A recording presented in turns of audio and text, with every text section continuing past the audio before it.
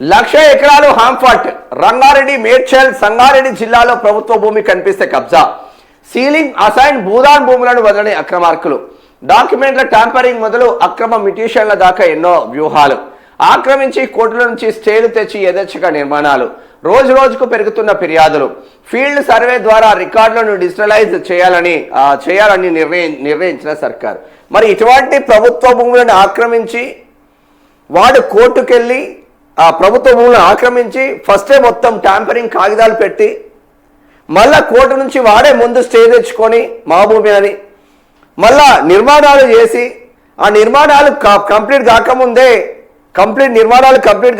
అడ్వాన్సులు తీసుకొని నిర్మాణాలు ఇట్లా ఇప్పుడు 2026 ఇంకో 2027లో మీకు అందిస్తాం 2028లో మీకు అందిస్తామని మొత్తం డబ్బులు దండుకొని వాళ్ళను గృహ ప్రవేశాలు చేసిన తర్వాత ఇక వచ్చి కూలగొట్టడానికి ఏముండదు కాబట్టి ఇది చేస్తూ ఉన్నారు. మరి సీలింగ్ భూమి ఆక్రమించుకున్నాడు ఎవడు, ఆ మ్యూటేషన్లు మొత్తం అక్రమార్కుల పట్టాలు చేసింది ఎవడు, ఈ దుర్మార్గుల పైన ఎంతమంది కేసులు పెట్టిండ్రు, ఎంతమంది లోపల వేసిండ్రు, ఎంతమంది రాజకీయ బ్రోకర్ గాళ్ళ మీద కేసులు పెట్టిండ్రు. రేవంత్ రెడ్డి కానీ కేసీఆర్ కానీ వీళ్ళంతా రాజకీయ బ్రోకర్ గాళ్ళకు వత్తాస పలుకుకుంటా ముందుకెళ్ళి కోట్లు లక్షల కోట్లు సంపాదించండి కేసీఆర్. ఇప్పుడు ఆ కేసీఆర్ బాటలో రేవంత్ రెడ్డి సంపాదిస్తున్నారు. రేపు ఫ్యూచర్లో కాంగ్రెస్ పార్టీ నుంచి బయటికి పంపించేస్తే సొంతంగా తెలంగాణ రాష్ట్రంలో రెడ్డి కాంగ్రెస్ అనో రేవంత్ కాంగ్రెస్ అనో ఆమె కదా తృణమూల్ కాంగ్రెస్ పెట్టుకున్నట్టు మనమో కాంగ్రెస్ అని పెట్టుకొని ముందుకెళ్తే సక్సెస్ అవుతాం. దానికి కావాలంటే మన దగ్గర బగ్గా పైసలు ఉండాలని అన్నదమ్ములను ముందట వేసి బగ్గా సంపాదిస్తున్నాడు రేవంత్ రెడ్డి. మరి ఇటువంటి దుర్మార్గుల పైన చర్యలు తీసుకుంటారా అంటే తీసుకోరు. సామాన్యులు ఆక్రమించుకొని 60 గజాలో 70 గజాలో 20 గజాలో 30 గజాలో ఆక్రమించుకొని బాత్రూమ్ అంతా ఇల్లు కట్టుకుంటే ఆ సామాన్యుల గూడు చెదరగొడతారు. ఎకరాలకు ఎకరాలు 100 ఎకరాలు ఒక్కొక్క నా కొడుకు కబ్జాలు పెడతా ఉంటే వాళ్ళ దరిదాపులకు కూడా ఓడు. రేవంత్ రెడ్డి ఒక్కడే కాదు, కేసీఆర్ అదే మార్గం, ఈ రాజకీయ బ్రోకర్ వాళ్ళందరూ అదే మార్గంలో ఉంటారు. అందుగురించే సంపాదన మీద ధ్యాస లేదు. దేశం కోసం బ్రతికే వాడిని, పేద ప్రజల కోసం బతికేవాడు సీఎం కావాలి. పేద ప్రజల కోసం బతికేవాడు సీఎం కావాలి. ఉత్తరప్రదేశ్ సీఎం ఉన్నాడు యోగి ఆదిత్యనాథ్. ఆయన సంపాదించుకొని ఏం చేస్తాడు? భార్య లేదు, పిల్లలు లేరు, సన్యాసి ఏం చేసుకుంటాడు? ఉన్నంతసేపు మొత్తం ఉత్తరప్రదేశ్ను రూపురేఖలు మార్చాలని దిగిండ్లు. ఇప్పుడు నెక్స్ట్ టార్గెట్ బీహార్ సామ్రాట్ చౌదరి వస్తుండు సీఎంగా. నితీష్ కుమార్ రాజీనామా చేసిండు, ఈరోజు రాజ్యసభకు ఎంపిక అవుతుండు. సామ్రాట్ చౌదరి సీఎంగా వస్తుండు. ఇటువంటి వాళ్ళు రావడం ద్వారా ఏంటంటే ఆ రాష్ట్ర దిశనే మార్చే అవకాశాలు ఉంటాయి. ఒకప్పుడు ఉత్తరప్రదేశ్లో రౌడీలే మొత్తం ఎక్కడ ఉన్నవారు ఆ గన్న అంటే నేను ఉత్తరప్రదేశ్ తీసుకొచ్చుకున్నా అనేవాళ్ళు. ఇప్పుడు ఉత్తరప్రదేశ్లో దొరుకుతలేవు కానీ తెలంగాణలో గన్నులు దొరుకుతున్నాయి మంచిగానే. ఇప్పుడు అర్బన్ ఎక్సైట్ల మీద కూడా ఉన్నది, ఇది ఒకసారి చూద్దాం. గట్టిగానే ఉంది కథ. గ్రేటర్ హైదరాబాద్ను ఆనుకొని ఉన్న రంగారెడ్డి మేడ్చల్ మల్కాజ్గిరి సంగారెడ్డి జిల్లాలో భూమాఫియా రెచ్చిపోతుంది. కోట్లాది రూపాయల విలువైన ప్రభుత్వ భూములను యథేచ్ఛగా కబ్జా పెడుతుంది. రాష్ట్ర ఏర్పాటు తర్వాత గడిచిన 12 ఏళ్లలో భూదందాలు అనేక రెట్లు పెరిగాయి. అధికారిక లెక్కల ప్రకారం ఈ 3 జిల్లాల్లో ప్రభుత్వ భూములు దాదాపు 1,00,000 ఎకరాలు ఇప్పటికే బడాబాబుల చేతుల్లోకి వెళ్ళాయి. మరి బడాబాబుల చేతుల్లోకి వెళ్ళినాయి కదా, ఈ దరిద్రులను అందరూ ఈ బడాబాబులు ఎవరైతే ఉంటాడో వాడిని తీసుకొచ్చి నడి రోడ్లో నిలబెట్టే గట్స్ రేవంత్ రెడ్డికి ఉందా? ఛాలెంజ్ చేస్తూ ఉన్నాం. అంత దమ్ము ధైర్యం రేవంత్ రెడ్డికి ఉందా? ఛాలెంజ్ చేస్తూ ఉన్నాం. 1,00,000 ఎకరాలు ఎట్లా మాయమైతేరా నాయన? 1,00,000 ఎకరాలంటే ఆషామాష. ఎవరి నియోజకవర్గంలో ఎవరి జిల్లాలో ప్రభుత్వ భూములు ఉంటే ఆయా మంత్రులు వెనకాలుండి వాడికి 70%, వీళ్ళకి 30% చొప్పున మొత్తం కథ పట్టించిళ్ళు.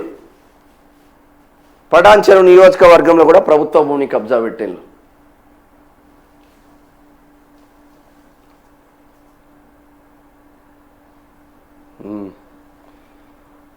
మూడు జిల్లాల ప్రభుత్వ భూముల్లో కోట్లాది రూపాయల విలువైన ప్రభుత్వ భూములను యథేచ్ఛగా కబ్జా పెడుతుంది. రాష్ట్ర ఏర్పాటు తర్వాత గడిచిన 12 ఏళ్లలో భూదందాలు అనేక రేట్లు పెరిగాయి. అధికారిక లెక్కల ప్రకారం ఈ 3 జిల్లాల ప్రభుత్వ భూముల్లో దాదాపు 1,00,000 ఎకరాలు ఇప్పటికే బడాబాబుల చేతుల్లోకి వెళ్ళాయి. ప్రభుత్వ సీలింగ్ అసైన్ భూదాన్ భూములకు ఎన్ఓసీలు తేవడం, డాక్యుమెంట్లను టాంపరింగ్ చేయడం, అధికారుల సంతకాలను ఫోర్జరీ చేయడం, అక్రమ రిజిస్ట్రేషన్లు, అక్రమ మ్యూటేషన్లు, తప్పుడు పత్రాలతో కోర్టుకు వెళ్లడం, రాత్రికి రాత్రి నిర్మాణాలు చేపట్టడం, అమాయకులకు అంటగట్టడం, ఇలా భూ బకాసూరుల ఆగడాలకు అడ్డు లేకుండా పోతుంది. ఇలాంటి అక్రమార్కుల చేతిలో మోసపోతున్న వారి నుంచి ఇటీవల ఫిర్యాదులు వెల్లువెత్తుతున్న నేపథ్యంలో అసలు క్షేత్రస్థాయిలో ఏం జరుగుతుందో తేల్చుకునేందుకు రాష్ట్ర ప్రభుత్వం సమగ్ర ఫీల్డ్ సర్వేకు సిద్ధమవుతుంది. పైసల్ పట్టి, ముంతాఖాబ్, కాస్రా, పహానీ, సేత్వార్, టిప్పాన్ వంటి అన్ని రికార్డులను రెడీ చేసుకుని ఫీల్డ్ సర్వే చేయాలని నిర్ణయించింది. ఒకవేళ ప్రభుత్వ భూమి అని తేలితే పక్కా ఆధారాలతో రికార్డులను డిజిటలైజ్ చేయాలని భావిస్తుంది. ఈ క్రమంలో కింది స్థాయి కోర్టు నుంచి హైకోర్టు, సుప్రీంకోర్టు వరకు ప్రభుత్వ భూములకు సంబంధించిన ఎన్ని కేసులు పెండింగ్ లో ఉన్నాయో లెక్క తీయిస్తుంది. ఈ 3 జిల్లాల పరిధిలోని అన్ని రకాల ప్రభుత్వ భూములు 7.22 లక్షల ఎకరాలు ఉండగా అందులో అటవీ భూములు 1.73 లక్షల ఎకరాలు. వివిధ ప్రభుత్వ సంస్థల కింద ఉన్న పబ్లిక్ అసెట్స్ 82,000 ఎకరాలు ఉన్నాయి. ఇవి పోగా మిగిలిన అసైన్ పురంబోకు, బంజరు, సీలింగ్ భూముల విస్తీర్ణం సుమారు 4.67 లక్షల ఎకరాలు ఉంది. ఇందులోనే 4వ వంతు భూమి అక్రమార్కుల చెరలో ఉన్నట్లు అధికారులు ప్రాథమికంగా అంచనా వేస్తున్నారు. పహానీలో ప్రభుత్వ కాలం మాయం. ప్రభుత్వ భూములను చెరబట్టేందుకు భూబకాసురులు అనుసరిస్తున్న వ్యూహాలు ఇన్ని కావు. వీరు ముందుగా ప్రభుత్వ అసైన్ పురంబోకు, ఖరీఫ్ ఖాతా, గైరన్, బంజారు, సీలింగ్ తదితర భూముల్లో తమకు అనువైన వాటిని ఎంచుకుంటున్నారు. రెవెన్యూ డిపార్ట్మెంట్ అవినీతి అధికారులు, సిబ్బంది సాయంతో రికార్డులను ట్యాంపరింగ్ చేస్తున్నారు. ఈ క్రమంలోనే పహానీలో ఏకంగా ప్రభుత్వ భూమి అనే ఆ కాలంని మాయ చేస్తున్నారు. తమకు వారసత్వంగా ఆ భూములు వచ్చినట్లుగా పాత డాక్యుమెంట్లు సృష్టించి తప్పుడు వారసుల పేర్లతో నకిలీ రిజిస్ట్రేషన్లు చేస్తున్నారు. ఇప్పుడు మొత్తం ఇదే. ఈ అపర్ణోడ్ కావచ్చు, సింఫనీయోడ్ కావచ్చు, అనేక రకాలుగా మొత్తం ప్రభుత్వ భూములను చెరబడతా ఉన్నారు. ప్రణీత్ ప్రణవ్ అనేటోడు ఆంధ్రప్రదేశ్కు సంబంధించినోడు, ఎండి ఒక బ్రాహ్మణ. వాడు ఏం చేస్తాడంటే తెలంగాణ రాష్ట్రంలో ఎస్పెషల్లీ హైదరాబాద్లో చెరువులు ఎక్కడుంటే చెరువుల పక్కనే వాడిని వెంచర్లు వెలుస్తాయి. మీరు ఎక్కడన్నా చూడండి. బీరంగూడ నుంచి మొదలుకుంటే సూరారం దాకా మీరు ఏదైనా చూడండి. హైదరాబాద్ చుట్టుపక్కల మొత్తం ప్రణీత్ ప్రణవ్ మొత్తం ఇక చెరువు పక్కనే వాడి విల్లాస్, వాడి అపార్ట్మెంట్లు వెలుస్తాయి. ఎందుకు వెలుస్తాయి అంటే వానికి 2 ఎకరాలు ఉన్నారనుకో, చెరువు పక్కన 1 ఎకరం ఉంటే ఎకరం కానీ 2 ఎకరాలు కానీ 10 ఎకరాల దాకా కబ్జా పెట్టేస్తాడు. మరి తద్వారా ఏం జరుగుతుంది అంటే వాడు లబ్ధి పొందుతాడు. లక్షల కోట్లు లబ్ధి పొందుతారు. 50-60 కోట్లు ప్రభుత్వానికి వాడేస్తాడు. ఖేల్ ఖతం, దుకాన్ బంద్. మరి వాటిపైన చర్యలు తీసుకోవాలంటే అబ్బెబ్బే మా పైసలు మాకు వస్తున్నాయి కదా, మేము ఎట్లా చర్యలు తీసుకుంటాం? ప్రభుత్వ భూమి పోయినా పర్వాలేదు కానీ మా పైసలు మాకు వస్తున్నాయి కదా, ఎవడో కబ్జా పెట్టుకుంటూ ఏదో చేస్తుండో, మా ఇంట్లోకి సూట్ కేసులు వస్తున్నాయి కదా అని ఇప్పుడున్న కాంగ్రెస్ వాళ్ళు కానీ అప్పుడున్న బీఆర్ఎస్ వాళ్ళు కానీ అట్లనే చూసారు. అదే ఒక సామాన్యుడు కింది స్థాయి నుంచి అంచెలుగా ఎదుర్కొంటూ ఒక రియల్ ఎస్టేట్ రంగంలో వచ్చి పొరపాటున ప్రభుత్వ భూము లేదంటే చెరువు చికెన్ పక్కన ఏమైనా వెంచర్లు వేస్తే ఒక లేడీ అమెరికాలో ఉండటామే ఇక్కడికి వచ్చి ఏదో చేయాలని చెరువు పక్కన ఒక వెంచర్ వేసి దాంట్లో కొంచెం ప్రభుత్వ భూమి ఉంది బాగుంటేనేమో విలాలు మొత్తం కూల్చేసింది. మరి వీళ్ళ దగ్గరికి ఎందుకు పోరు అంటున్నాం. మై హోమ్ ఓన్ దగ్గరికి ఎందుకు పోరు, అపార్ట్మెంట్ దగ్గరికి ఎందుకు పోరు, రాన్కియోన్ దగ్గరికి ఎందుకు పోరు, ప్రణవన్ దగ్గరికి ఎందుకు పోరు? మల్లారెడ్డి సూరారం చెరువులను కబ్జా పెట్టి కాలేజీలు కట్టి, సూరారం చెరువులను కబ్జాలు పెట్టి హాస్పిటల్ కట్టి, సూరారం చెరువులు కుత్బులాపూర్ నియోజకవర్గం కావచ్చు, మేడ్చల్ నియోజకవర్గంలో కావచ్చు అనేకమైన కబ్జాలు పెడితే వానిపైన ఏడ మీరు చర్యలు తీసుకున్నారో ఒక్కసారి చెప్పండి. అటు బీఆర్ఎస్ వాడు చర్యలు తీసుకున్నారా, ఇప్పుడున్న కాంగ్రెస్ వాడు చర్యలు తీసుకున్నారా?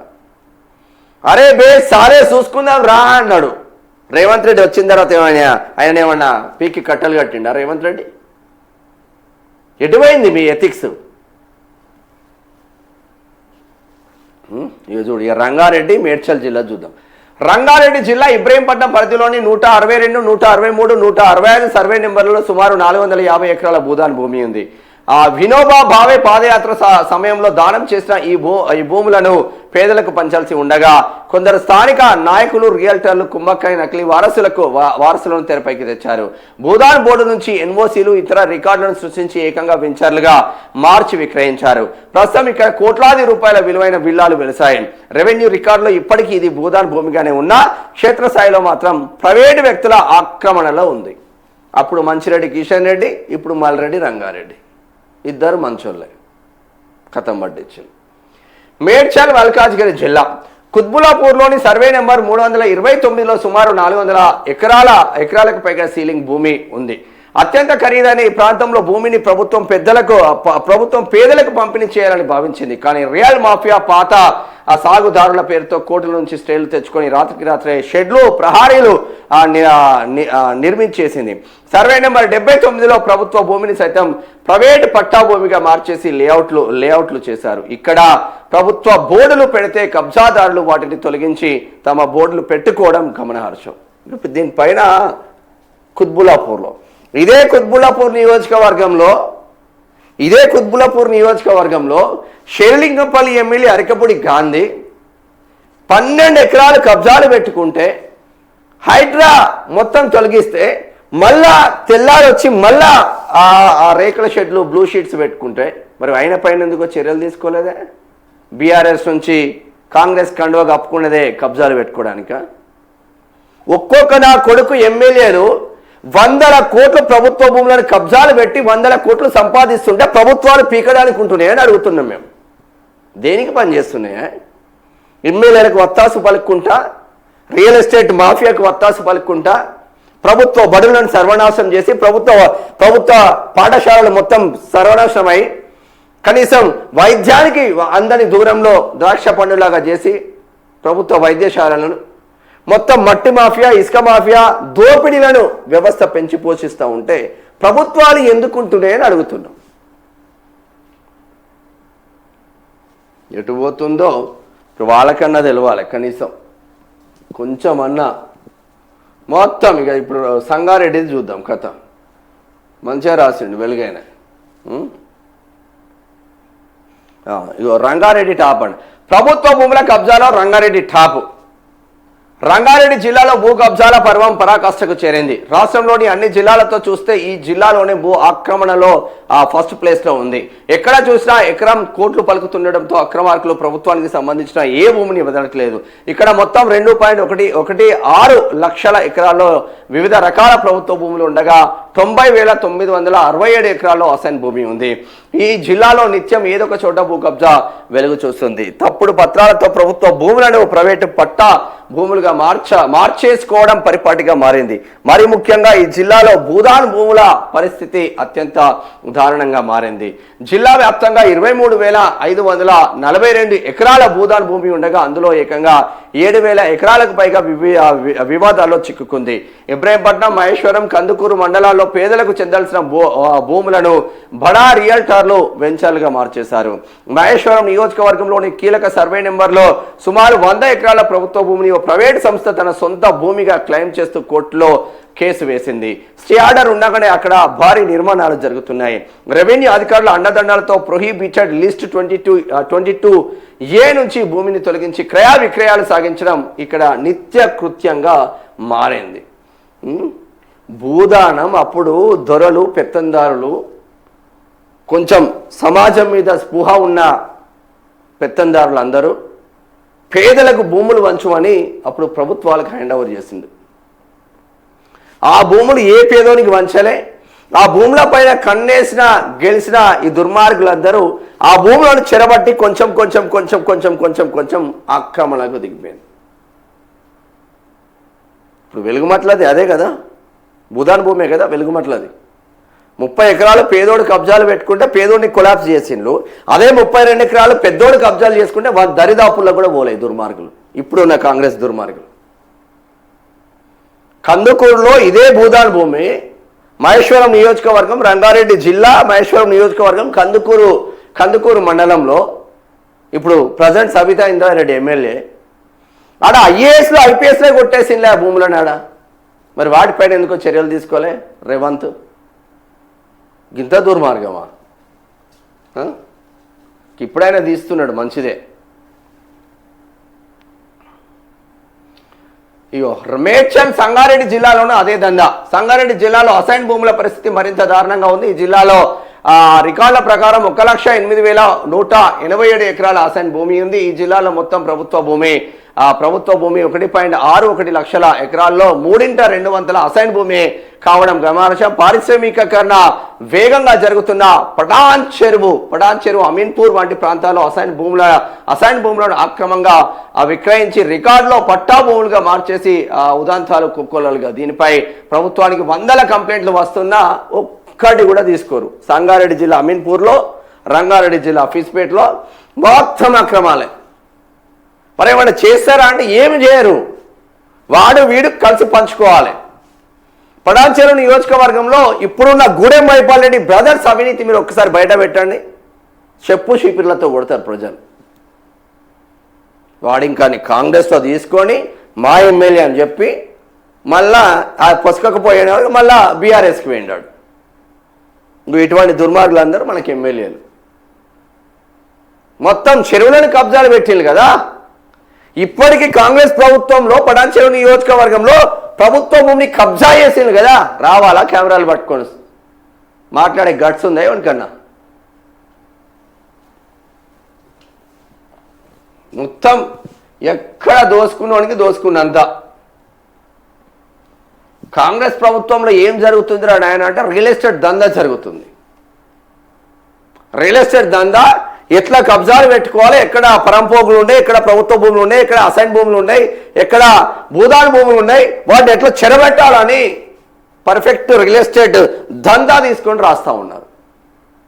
చేస్తూ ఉన్నారు మొత్తం.